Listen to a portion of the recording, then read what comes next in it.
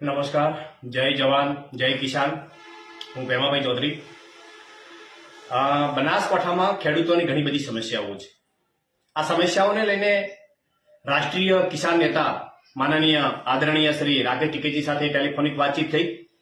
એમને રૂબરૂ બોલાવ્યા છે કિસાન આગેવાનો સાથે, એટલે કે ખેડૂત નેતાઓ સાથે અમે આજે એમને મળવા માટે જઈ રહ્યા છીએ. આવતીકાલે 3 વાગે એમના સાથે મીટિંગ છે. બનાસકાંઠામાં ખાસ કરીને હમણાં જ તાજેતરમાં પાલનપુરમાં જે બાયપાસ નીકળવાનો છે એમાં મોટા ભાગના ઘણા બધા ખેડૂતોની જમીન જઈ રહી છે. એ ખેડૂત તરીકે પણ મટી જશે. અને બાયપાસ રોડની અંદર જે જગ્યા છે એ 100 વર્ષના પ્લાનિંગ કરીને એમને અત્યારે જગ્યા સંપાદન કરી દીધું છે. ખરેખર ખેડૂતો સાથે અન્યાય થયો છે. જે વળતર મળવું જોઈએ વળતર પણ નથી મળતું. પાલનપુરના એ વિસ્તારની અંદર ખાસ કરીને પાણીની ખૂબ સમસ્યા છે. અને એવામાં એ જે બાયપાસ નીકળે છે એમાં લગભગ મોટા ભાગના ખૂબ પાણીના બોર પણ આવેલા છે. એટલે બોર પણ નિષ્ફળ જવાના છે. પાણી માટે તો બહુ તકલીફો છે. છતાં પણ આ લોકોએ આવેદનપત્ર આપ્યું, માનનીય મુખ્યમંત્રીશ્રીને રજૂઆત કરી, છતાં પરિણામ શૂન્ય છે. ખાસ કરીને દિયોદર, લાખણી, થરાદ વિસ્તારની અંદર જે સુજલામ સુફલામ કેનાલ અહીંયાથી જે નીકળી છે એના માટે પણ વારંવાર રજૂઆતો કરી, આવેદનપત્ર પણ આપ્યા છે.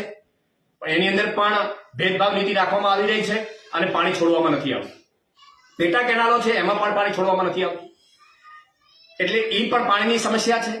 બીજી સમસ્યાઓ જે ભારતમાળા પ્રોજેક્ટ હોય કે ગેસ પાઇપલાઇન હોય કે પાણીની પાઇપલાઇન હોય એની અંદર પણ કરોડોના કૌભાંડો થઈ રહ્યા છે. ખેડૂતોને દબાવવામાં આવે છે, પોલીસ દ્વારા ડરાવવામાં આવે છે, પોલીસને ખડકી દેવામાં આવે છે. ચાહે જેટકો કંપની હોય, ટાવર ઉભા કરતા હોય, ખેડૂતોને વળતર પૂરું ચૂકવવામાં આવતું નથી ને આ બધી સમસ્યાઓ છે. અને આખરે ખેડૂતને દબાવો, ડરાવો અને ધમકીઓ ભર્યા આ પ્રકારનું મનમાની કંપનીઓ પણ ચલાવી રહી છે. આ પણ એક મોટો પ્રશ્ન છે. બીજો પ્રશ્ન છે, રીસર્વેની અંદર મોટું કૌભાંડ થયું છે. 2 ભાઈઓ ઝઘડીને મરી જાય પ્રકારની સ્થિતિ ઉભી થઈ છે અને 1 લાખથી વધારે અરજીઓ પેન્ડિંગ પડી છે. પાક વીમાના નામ ઉપર કરોડો રૂપિયા ખંખેરી લીધા, એના પણ હજી સુધી કંઈ થયું નથી. આવી અનેક બનાસકાંઠાની રજૂઆતો વારંવાર કરી છે પણ કોઈ પરિણામ મળતું નથી. બનાસકાંઠામાં કોઈ ઉદ્યોગ નથી. એક ઉદ્યોગ છે તો એ ડેરી છે, પશુપાલન, એમાં પણ પશુપાલન લૂંટાઈ રહ્યો છે. ખાસ કરીને જે સહકાર માળખો છે, ખરીદ વેચાણ સંઘ જે તાલુકાના આવેલા છે, કરોડો રૂપિયાના કૌભાંડો થયા છે, એની કોઈ તપાસ થતી નથી. પશુપાલન પણ સૂચાઈ રહ્યા છે. તો આવી અનેક સમસ્યાઓ છે. આજે યુવાનોને નોકરી નથી, ખેડૂતના દીકરાઓ ભડકી રહ્યા છે.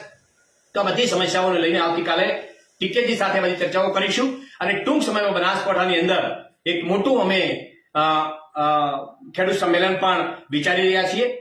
જો આ પ્રશ્નનું નિરાકરણ નહીં આવે તો આગામી સમયની અંદર ગુજરાતભરની અંદર મોટું એક આંદોલન કરીશું અને એમાં રાષ્ટ્રીય નેતાઓ પણ અમારી સાથે રહેશે. જય જવાન, જય કિસાન. ધન્યવાદ.